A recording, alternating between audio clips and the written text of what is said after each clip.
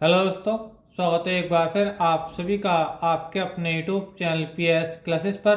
तो दोस्तों, आज के इस वीडियो लेक्चर में हम क्लास 12 फिजिक्स से बोर्ड एग्जाम के पर्पज से सभी very very most important short क्वेश्चनों को सॉल्व करने वाले हैं। दोस्तों, जैसा कि आप लोग जानते हैं कि हम 12th क्लास फिजिक्स और केमिस्ट्री और बायोलॉजी के केवल उन्हीं क्वेश्चनों का वीडियो अपलोड कर रहे हैं जो आपके बोर्ड एग्जाम के लिए वेरी वेरी मोस्ट इंपोर्टेंट हैं। तो दोस्तों, यदि आप 12th क्लास में हैं और इस बार आप बोर्ड एग्जाम देने वाले हैं तो आप लोगों से मेरा विशेष रिक्वेस्ट यही है कि एक बार हमारे चैनल को सब्सक्राइब जरूर करें। चैनल को सब्सक्राइब करने के साथ साथ बेल आइकन यानी घंटी का बटन जरूर दबाएं ताकि जैसे जैसे हमारी कंटिन्यू वीडियो आए तो उसका नोटिफिकेशन आप लोगों से में से मिलता रहे। तो आइए दोस्तों, बिना किसी देरी के शुरू करते हैं वीडियो लेक्चर को, समझते हैं पूरी बात को। दोस्तों, आज के इस वीडियो लेक्चर में हमने 12th क्लास फिजिक्स के सभी इंपॉर्टेंट शॉर्ट क्वेश्चनों को सॉल्व किया है। ठीक है, उम्मीद करता हूं बच्चों अगर एक बार वीडियो लेक्चर आप पूरा देखेंगे तो आपको आज के इस वीडियो लेक्चर से बच्चों बहुत ही ज़्यादा नॉलेज मिलने वाली है। साथ ही साथ बच्चों आपको तजुर्बा मिलेगा कि आपको बोर्ड एग्जाम में कॉपी कैसे लिखना चाहिए ताकि आपके बोर्ड एग्जाम में अच्छे से अच्छे मार्क्स आ सकें। इसलिए बच्चों मैंने क्वेश्चनों के साथ साथ उनके आंसर भी आपको लिख के समझाने का प्रयास किया है। तो चलिए स्टार्ट करते हैं। तो पहला क्वेश्चन बच्चों ये है, गॉस की प्रमेय के कथन को लिखिए। देखिए, जो गॉस की प्रमेय बच्चों पहले चैप्टर में है, इसका कथन या जो इसका स्टेटमेंट है वो आपको लिख करके दिखाना है। ठीक है, ये शॉर्ट क्वेश्चन के रूप में आपसे पूछा जाता है। अगर गॉस की प्रमेय आता है तो बच्चे 4 नंबर में आपसे सिद्ध करने के लिए आता है, लेकिन यहाँ पे शॉर्ट क्वेश्चन के रूप में जो पूछा जाता है ना वो मैं आपको बता रहा हूँ। क्या देखिए, आपको कितना लिखना होता है शॉर्ट क्वेश्चन में। देखिए हेडलाइन, गॉस की प्रमेय के अनुसार। ठीक है, क्या थ्योरी है देखिए, किसी बंद पृष्ठ से होकर गुजरने वाला कुल वैद्युत फ्लक्स फाई ई उस पृष्ठ द्वारा घिरे कुल आवेश Q का 1/ε0 गुना होता है। अर्थात इसका फार्मूला अगर देखें तो phi E is equal to होता है बराबर Q इंटू 1/ε0। ठीक है, तो चलिए देखिए मैं थोड़ा इसके डायग्राम के माध्यम से आपको क्लियर करता हूँ। ठीक है, तो देखिए यार बोर्ड पर इसकी स्क्रीन पर समझते हैं इस चीज़ को अच्छे से। देखिए मान लीजिए बच्चों हमारे पास ये Q चार्ज है। ठीक है, मान लीजिए ये प्लस Q चार्ज है। ठीक है, और मान लीजिए किसी बंद पृष्ठ के भीतर, मान लो हमने एक काल्पनिक पृष्ठ हमने खींच लिया, इसके अंदर ये बंद है। ठीक है, समझ में आ रहा है। हम लोग जानते हैं बच्चों की जो प्लस Q चार्ज होता है इसकी एक प्रॉपर्टी होती है। प्रॉपर्टी ये होती है ना, इससे जो इलेक्ट्रिक फील्ड लाइंस होती हैं वो बाहर निकलती हैं, चुंबकीय बल रेखाएं से बाहर की ओर निकलती रहती हैं। समझ में आ रहा है आप लोग को मेरी बात। ठीक है, ये आप लोगों ने पढ़ा होगा थ्योरी में। ठीक है, अच्छा अब आगे देखिए बच्चों, ये जो वैद्युत बल रेखाएं हैं जो इलेक्ट्रिक फील्ड लाइन से जिसको बाहर निकल रही हैं, तो ये सब क्या कहलाती है बच्चे, फ्लक्स कहलाती हैं फ्लक्स यानी वैद्युत फ्लक्स कहलाती हैं। ठीक है, तो ये किसी बंद पृष्ठ से होकर जो गुजरने वाला वैद्युत फ्लक्स है, यानी जो इन वैद्युत बल रेखाओं की जो संख्या है वो गॉस ने कितनी बताई थी, वो बताई थी फाई ई इजिकल टू, उन्होंने बताया था कि जो फ्लक्स होता है इस चार्ज का यानी इस आवेश का 1/ε0 गुना होता है। तो ये स्टेटमेंट दिया था बच्चों गॉस ने। यानी उन्होंने ये बड़े आसान शब्दों में ये बात बताई कि अगर कोई चार्ज, ठीक है, किसी बंद पृष्ठ के भीतर अगर रखा है तो उससे निकलने वाली जो वैद्युत बल रेखाएं होती हैं अर्थात जो वैद्युत फ्लक्स होता है वो कितना होता है, इस चार्ज का 1/ε0 गुना होता है। बस यही स्टेटमेंट था। तो आइए बच्चों अच्छे से आपको क्लियर हो गया होगा। तो चलिए देखिए बच्चों हम आगे समझते हैं। ठीक है, तो देखिए मैंने वही लिखा था, गॉस की प्रमेय के अनुसार किसी बंद पृष्ठ से होकर गुजरने वाला कुल वैद्युत फ्लक्स फाई ई उस पृष्ठ द्वारा घिरे कुल आवेश Q का 1/ε0 गुना होता है। अर्थात फार्मूला लिखेंगे आप phi E equal to Q into 1/ε0। ठीक है, तो चलिए देखिए बच्चों हम नेक्स्ट क्वेश्चन की तरफ बढ़ते हैं कि नेक्स्ट क्वेश्चन क्या है। देखिए नेक्स्ट क्वेश्चन देखिए बच्चों आपकी स्क्रीन पर है। क्या है देखिए, प्रकाश वैद्युत प्रभाव संबंधी आइंस्टीन की समीकरण लिखिए तथा प्रयुक्त संकेतों का अर्थ समझाइए। ठीक है, यानी जो प्रकाश वैद्युत प्रभाव के संबंध में आइंस्टीन की जो समीकरण है वो आपको लिख करके दिखानी है, और उस समीकरण के अंदर जो जो टर्म्स यूज हो रही हैं उनका अर्थ आपको बताना है कि उनका क्या मीनिंग है। चलिए देखिए मैं आपको समझाता हूँ। तो देखिए बच्चों, आइंस्टीन की जो प्रकाश वैद्युत समीकरण है बच्चों वो है 1/2 mv² मैक्स h ब्रैकेट में न्यू माइनस के न्यू नॉट। अब देखिए इन टर्म्स का क्या क्या अर्थ है मैं वो आपको बता रहा हूँ। ठीक है, देखो ये जो m है ना, m है बच्चों इलेक्ट्रॉन का द्रव्यमान, जो m इसके अंदर यूज हो रहा है इलेक्ट्रॉन का द्रव्यमान है। और ये जो बच्चों v हो रहा है ना, v मैक्स जिसे हम बोल रहे हैं। ठीक है, तो v मैक्स है बच्चों इलेक्ट्रॉन का अधिकतम वेग यानी मैक्सिमम वेलोसिटी इलेक्ट्रॉन की। ठीक है, अच्छा और ये जो बच्चों h यूज हो रहा है इसके अंदर h, ठीक है, जहाँ h बच्चों प्लांक नियतांक यानी प्लांक कांस्टेंट है।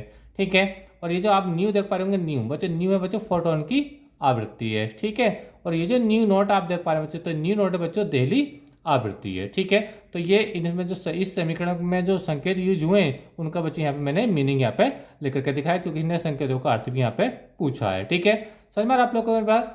तो आइंस्टीन के जो समीकरण है बच्चों प्रकाश वैद्युत प्रवाह के संबंध में ये समीकरण है। ठीक है, और इस समीकरण में बच्चों जो टर्म्स यूज हो रही हैं उनका मैंने यहाँ पे बच्चों आपको एक्सप्लेन कर दिया है। तो उम्मीद करता हूँ ये बात बच्चों आपको अच्छी क्लियर हो गई होगी। ठीक है, तो चलिए देखिए बच्चों हम नेक्स्ट क्वेश्चन की तरफ बढ़ते हैं कि नेक्स्ट क्वेश्चन क्या है। देखिए नेक्स्ट क्वेश्चन बच्चों आपकी स्क्रीन पर है, नति कोण की परिभाषा लिखिए। बहुत ज़्यादा बच्चों पूछे जाने वाला सवाल है और बहुत ज़्यादा पूछा जाता है कि नति कोण किसे कहते हैं, नति कोण की परिभाषा लिखिए। ठीक है, या नति कोण से क्या तात्पर्य है, किसी भी ढंग से सवाल को पूछा जा सकता है। देखिए लिखना क्या होगा आपको बच्चों, एग्जाम में आपको लिखना होगा, हेडिंग लगा के नति कोण लिखा होगा, चुंबकीय सुई की अक्ष, चुंबकीय सुई की अक्ष पृथ्वी के क्षैतिज घटक के साथ, ठीक है, जो कोण बनाती है उसे नति कोण कहते हैं, इसे थीटा से प्रदर्शित करते हैं। ठीक है, एक बार फिर से रिपीट कर रहा हूं, देखिए थ्योरी को आप देखिए, लिखना है आपको एग्जाम में, चुंबकीय सुई की अक्ष पृथ्वी के क्षैतिज घटक के साथ जो कोण बनाती है उसे नति कोण कहते हैं, इसे थीटा से प्रदर्शित करते हैं। ठीक है, तो ये बच्चों नति कोण की डेफिनेशन होगी। ठीक है, आई होप के बच्चों आपको चीज अच्छे से क्लियर हो गई होगी। ठीक है, चलिए देखिए नेक्स्ट क्वेश्चन तरफ बढ़ते बच्चों। नेक्स्ट क्वेश्चन क्या है हमारे पास, नेक्स्ट क्वेश्चन है बच्चों, तरंगाग्र की परिभाषा लिखिए। तरंगाग्र को इंग्लिश में बोला जाता है बच्चों वेव फ्रंट।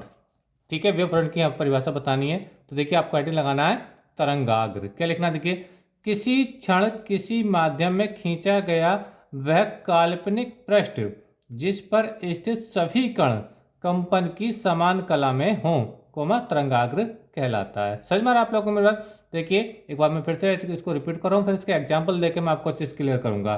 देखो, किसी क्षण किसी माध्यम में खींचा गया वह काल्पनिक पृष्ठ जिस पर स्थित सभी कण कंपन की समान कला में हो, कोमा तरंगाग्र कहलाता है। देखिए एग्जाम्पल देके मैं आपको समझाता हूँ। देखिए दोस्तों, जैसे कि हम जानते हैं कि अगर हम शांत जल जैसे तालाब में जल शांत होता है, ठीक है, तो अगर हम शांत जल में अगर कोई पत्थर फेंके, क्या बच्चे पत्थर फेंके, ठीक है, तो पत्थर के गिरने के स्थान पर क्या होता है बच्चों, गोल गोल छल्ले बनते हैं। गोल गोल क्या बनते हैं बच्चों, छल्ले बनते हैं। ठीक है, इन छल्लों को बच्चों हम क्या बोलते हैं बच्चों, उर्मिकाएं कहते हैं बच्चों, उर्मिकाएं कहते हैं। और ये छल्ले बच्चों क्या होते हैं, ये टाइम के साथ साथ किनारे की ओर को पीछे को हटते रहते हैं। किनारे की ओर को बच्चे क्या होते हैं, ये पीछे को हटते रहते हैं। समझ में आ रहा है आप लोगों को मेरे पास। ठीक है, और ये जो किनारों पर जो जितने भी इन छल्लों पर जितने भी जल के जो पार्टिकल होते हैं बच्चों, वो समान कला में होते हैं। अगर पानी आगे की ओर को आ रहा है तो सारे पानी के कण आगे की ओर को आते हैं, पानी पीछे को हट रहा है तो सारे कण जो पानी के पीछे की ओर को हटते हैं। यानी प्रत्येक छल्ला क्या होता है बच्चों, एक तरंगाग्र की तरह कार्य करता है। समझ में आ रहा आप लोग को। मैं तो इसका एग्जाम्पल है यहाँ पे। ठीक है, लेकिन आपको एग्जाम में लिख के कितना आना, देखिए वो मैंने ऑलरेडी स्क्रीन पे लिख दिया। देखिए आपको लिखने के यहाँ आना बच्चों, देखिए तरंगाग्र की परिभाषा क्या लिखना, देखिए किसी क्षण किसी माध्यम में खींचा गया वह काल्पनिक पृष्ठ जिस पर स्थित सभी कण कंपन की समान कला में हो, तरंगाग्र कहलाता है। ठीक है, तो ये बच्चों आपको एग्जाम में लिख करके आना होगा। ठीक है, चलिए देखिए अब बच्चों हम बढ़ते हैं क्वेश्चन नंबर 5 की तरफ की। क्वेश्चन नंबर 5 क्या है, ठीक है, तो ये बच्चों क्वेश्चन नंबर 4 हो चुका है। ठीक है, तो चलिए बच्चों हम क्वेश्चन नंबर 5 की तरफ बढ़ते हैं। क्वेश्चन नंबर 5 क्या, देखिए क्वेश्चन नंबर 5 बच्चों आपकी स्क्रीन पर है। क्या देखिए, वैद्युत चुंबकीय तरंगों के 4 गुण लिखिए। वैद्युत चुंबकीय तरंगों के 4 गुण लिखिए। अब देखिए क्या लिखना है आपको एग्जाम में, लिखना है नंबर 1 डाल के, ये आवेश रहित किरण है। आवेश रहित मतलब इन पे किसी भी प्रकार का कोई चार्ज नहीं होता है, ना इस पे पॉजिटिव चार्ज होता है ना नेगेटिव चार्ज होता है। ठीक है, तो वैद्युत चुंबकीय तरंगों का एक विशेष गुण ये होता है बच्चों, वो क्या होती है बच्चों, उदासीन तरंग है। क्या तरंग है, उदासीन। उदासीन का मतलब क्या बच्चों, आवेश रहित, मतलब उनमें किसी प्रकार का कोई आवेश नहीं होता, ना पॉजिटिव आवेश होता है ना नेगेटिव आवेश होता है, क्योंकि आवेश बच्चों 2 प्रकार का होता है, धन आवेश और ऋण आवेश। ठीक है, तो जो आपकी बच्चों वैद्युत चुंबकीय तरंगें होती हैं, ठीक है, उन पर किसी प्रकार का कोई आवेश नहीं होता। तो आपको लिखना होगा नंबर 1 में, ये आवेश रहित तरंगें हैं। ठीक है, चलिए नंबर 2 में लिखना है, ये वैद्युत तथा चुंबकीय क्षेत्र में विक्षेपित नहीं होती हैं। बिल्कुल नहीं होंगी। क्यों नहीं होंगी, क्योंकि जब इन पर आवेश ही नहीं है तो बच्चों इनका वैद्युत क्षेत्र और चुंबकीय क्षेत्र का इन पर कोई भी प्रभाव नहीं पड़ेगा। क्योंकि बच्चों हम जानते हैं कि कोई भी किरण बच्चों वैद्युत या चुंबकीय क्षेत्र तभी विक्षेपित हो सकती है जब उस पर कोई किसी प्रकार का कोई चार्ज हो। अब वैद्युत चुंबकीय तरंगों पर तो कोई चार्ज होता नहीं, जो हमने पहले ऑप्शन में पढ़ रखा है। ठीक है, तो इसलिए वैद्युत तथा चुंबकीय क्षेत्र का इन पर कोई भी प्रभाव नहीं पड़ता है। तो दूसरे ऑप्शन में लिखना होगा आपको ये वैद्युत तथा चुंबकीय क्षेत्र में विक्षेपित नहीं होती हैं। ठीक है, नंबर 3 पढ़ते हैं, देखिए। इनके संचरण के लिए किसी माध्यम की आवश्यकता नहीं होती है, यानी ये किसी मीडियम में भी चल सकती हैं और ये निर्वात में भी चल सकती हैं। यानी प्रकाश भी क्या है, जो प्रकाश है ना बच्चों, प्रकाश भी एक वैद्युत चुंबकीय तरंग है। ठीक है, वो निर्वात यानी वैक्यूम में भी चल सकता है और वो एयर में भी चल सकता है, वो वाटर में भी चलता है और ग्लास यानी कांच में भी चलता है। ठीक है, तो प्रकाश भी क्या बच्चों, एक वैद्युत चुंबकीय तरंग है। प्रकाश के चलने के लिए बच्चों किसी माध्यम की आवश्यकता नहीं होती है। ठीक है, तो यह वही लिखा है बच्चों कि इनके संचरण के लिए किसी माध्यम की आवश्यकता नहीं होती है। संचरण मतलब चलने के लिए किसी माध्यम की आवश्यकता नहीं होती है। अच्छा, नंबर 4, ये त्वरित आवेशित कणों द्वारा उत्पन्न होती हैं। जो वैद्युत चुंबकीय तरंगें होती हैं वो एक्सक्लेरेट चार्ज पार्टिकल द्वारा क्या होती है बच्चों, वो प्रोड्यूस की जाती हैं। ठीक है, तो ये बच्चों 4 ऑप्शन थे बच्चों, आपको 4 नंबर थे जो आपको 4 गुण थे जो इसमें पूछे गए थे। क्वेश्चन था वैद्युत चुंबकीय तरंगों के 4 गुण लिखिए, तो मैंने बारी बारी से बच्चों आपको चारों को अच्छे से क्लियर किया है। ठीक है, तो चलिए देखिए बच्चों, हम बच्चों अगला क्वेश्चन पढ़ते हैं कि अगला क्वेश्चन क्या है। अगला क्वेश्चन है बच्चों, समस्थानिक किसे कहते हैं, उदाहरण से ही समझाइए। ठीक है, समस्थानिक को बच्चों हम इंग्लिश में आइसोटॉप कहते हैं। ठीक है, तो इसकी डेफिनेशन आपको लिखनी है, इसके उदाहरण आपको बताएं। डेफिनेशन क्या, देखिए, समस्थानिक हेडिंग लगाएंगे। ये है, एक ही तत्व के ऐसे परमाणु, एक ही तत्व के ऐसे परमाणु जिनके परमाणु क्रमांक यानी द्रव्यमान संख्या एक समान हो, एक समान, परंतु परमाणु भार यानी द्रव्यमान जो परमाणु भार, ठीक है, परमाणु भार क्या हो बच्चों, अलग अलग हो, क्या कहलाते हैं, समस्थानिक कहलाते हैं। ठीक है, अब देखिए एग्जाम्पल के माध्यम से और अच्छे से क्लियर होगा। हाइड्रोजन के 3 समस्थानिक है, तो ये जो परमाणु क्रमांक है ना, ये नीचे वाला परमाणु क्रमांक होता है, ऊपर वाला परमाणु भार होता है। तो देखो ये हाइड्रोजन के 3 समस्थानिक है, 1H1, 1H2 और 1H3। तो तीनों में जो परमाणु क्रमांक है वो तो एक समान है, लेकिन जो आपका द्रव्यमान संख्या है वो क्या बच्चों अलग अलग है, या 1 है या 2 है और यहाँ क्या बच्चों 3 है। ठीक है, समझ में आ रहा है। तो यहाँ यही परिभाषा थी एक ही तत्व की, एक ही तत्व की, देखो ये भी हाइड्रोजन, ये भी हाइड्रोजन, ये भी हाइड्रोजन। ठीक है, एक ही तत्व के ऐसे परमाणु जिनके परमाणु क्रमांक एक समान हो, देखो 1 1 1। ठीक है, परंतु परमाणु भार अलग अलग हो, जैसे 1 2 3 अलग अलग आ रहा है। ठीक है, तो ये कहलाते हैं बच्चों समस्थानिक कहलाते हैं। तो ये हाइड्रोजन के 3 समस्थानिक है, और देखिए कार्बन के भी बच्चों 2 समस्थानिक। कार्बन के 2 समस्थानिक कौन कौन से हैं बच्चों, 6C12 और 6C14। यानी कार्बन का जो परमाणु क्रमांक होता है देखो 6 होता है, देखो 6 ही का कार्बन का परमाणु क्रमांक, लेकिन यहाँ पे परमाणु भार कितना 12 है, और यहाँ पे परमाणु भार बच्चों 14 है। ठीक है, यानी उस पहले की तरह जैसे आप स्क्रीन पर देखा, यानी इनका परमाणु क्रमांक देखो एक समान है, लेकिन परमाणु भार बच्चों अलग अलग है। तो एक ही तत्व के ऐसे परमाणु जिनका परमाणु क्रमांक एक समान हो और परमाणु भार क्या हो बच्चों अलग अलग होंगे, क्या कहलाता है, वो समस्थानिक कहलाते हैं। क्या कहलाते हैं बच्चों, समस्थानिक कहलाते हैं। ठीक है, चलिए इसके 2 एग्जाम्पल भी हो गए। अब हम अगला क्वेश्चन पढ़ते हैं कि अगला क्वेश्चन क्या है। अगला क्वेश्चन है, एम्पियर के परिपथीय नियम को लिखिए। एम्पियर के परिपथीय नियम को लिखिए, क्या लिखना है देखिए आपको, किसी बंद परिपथ की सीमा के अनुदिश चुंबकीय क्षेत्र V का रेखीय समाकलन, ठीक है, यानी क्लोज इंटीग्रल B.dl पथ द्वारा घिरी नेट धारा का μ0 गुना होता है। ठीक है, अब इसका जो फार्मूला अगर देखें तो बस फार्मूला होता है बच्चों close integral B.dl equal to μ0 I बच्चों किसी लूप द्वारा घिरी हुई कुल धारा। ठीक है, तो ये बच्चों एम्पियर के परिपथीय नियम बच्चों काफी बार एग्जाम में पूछा जाता है, वेरी वेरी मोस्ट इंपोर्टेंट ये सवाल है। शॉर्ट क्वेश्चन के रूप में बच्चों ये 2 नंबर में आपसे पूछा जाता है। इसका फार्मूला बच्चों आपको लिखने के लिए आता है, कई बार इसको प्रूफ भी किया जाता है। ठीक है, तो आपको शॉर्ट क्वेश्चन के रूप में पूछा जाएगा, तो आप बच्चों इतना ही लिख करके आपको इसमें आना होगा। ठीक है, तो चलिए देखिए बच्चों हम नेक्स्ट क्वेश्चन को पढ़ते हैं। नेक्स्ट क्वेश्चन क्या देखिए, नेक्स्ट क्वेश्चन हमारे पास है बच्चों, वाटहीन धारा का क्या अर्थ है। वाटहीन धारा यानी पावरलेस करंट क्या होता है वो यहाँ पे आपको बताना है।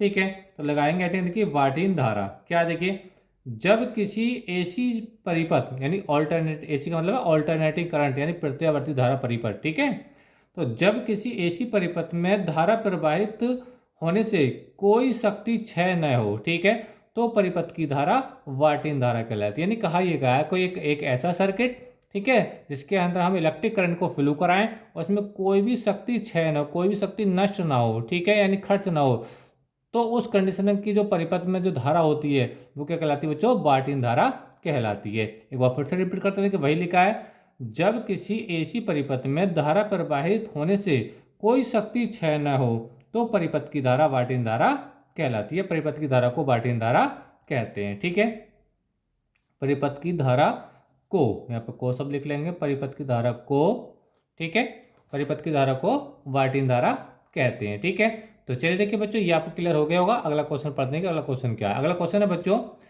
पी टाइप अर्धचालक किसे कहते हैं। कई बार बहुत एग्जाम में ये पूछा जाता है बच्चों कि पी टाइप अर्धचालक किसे कहते हैं। ठीक है, क्या लिखना है देखिए, जब शुद्ध अर्धचालक क्रिस्टल में, जब शुद्ध अर्धचालक क्रिस्टल में +3 संयोजकता वाला अपद्रव्य परमाणु, जैसे एल्यूमिनियम का इसका एग्जाम्पल है, ठीक है, तो अपद्रव्य परमाणु मिलाते हैं तो अपद्रव्य मिले इस क्रिस्टल को पी टाइप अर्धचालक कहते हैं। ठीक है, यानी कहने का मतलब ये, जब शुद्ध अर्धचालक क्रिस्टल में हम +3 संयोजकता वाला अपद्रव्य परमाणु जैसे एल्यूमिनियम मिलाते हैं तो अपद्रव्य मिले इस क्रिस्टल को हम क्या बोलते हैं बच्चों, पी टाइप अर्धचालक क्रिस्टल कहते हैं, पी टाइप अर्धचालक कहते हैं।